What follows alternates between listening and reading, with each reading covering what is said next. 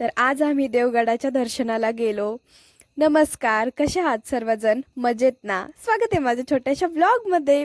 तर सरांनी ना सकाळी मस्तपैकी गाडीची पूजा केली, मस्तपैकी असा नारळ फोडला आणि देन ही आमची कॉलेजची गँग आहे, गर्ल्स गँग. तिथून पुढे डिझेल टाकायला थांबलो आणि भाई इतना तगडा व्ह्यू था ना, विचारूच नका, एवढा छान व्ह्यू होता. आणि त्यानंतर आम्ही देवगडाला पोहोचलो आणि देवगडाचं बाहेरूनच इतकं छान मंदिर होतं ना, म्हटलं आतमध्ये तर किती छान असेल. त्यानंतर आतमध्ये गेलो आणि हे भरपूर लांब आहे, म्हणजे असं एरिया खूप मोठा आहे ना, त्यामुळे आम्ही जिथं बस लावली होती ना तिथून आतमध्ये यायला बराच वेळ लागतो. तर तिथून आम्ही आतमध्ये आलो आणि हे देवगडाच्या मंदिराचं पहिलं लोकेशन आहे. आणि पाय धुतले आणि त्यानंतर मस्तपैकी आतमध्ये गेलं दर्शनाला आणि खूप छान होतं. अशा मैत्रिणी लागतात फिरायला, म्हणजे मज्जा खूप होते. इतकी मज्जा करत करत दर्शन घेतलं ना, तिथंही मनू पण भेटली, खूप छान होती ती पण. तुम्ही कालच्या व्हिडिओमध्ये पाहिला असेल, मी तिचा व्हिडिओ टाकला होता.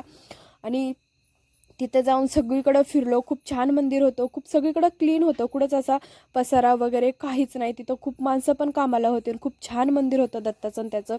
तर तिथं मस्तपैकी मॅडम सरांसोबत फोटो क्लिक केले, व्हिडिओज काढले आणि तिथं नदी पण होती. आणि नदीच्या पलीकडे एक गाव आहे, म्हणजे त्यांना ना इकडं तिकडं जायचं म्हटलं का बोटीने जावं लागतं. तर असा व्ह्यू होता,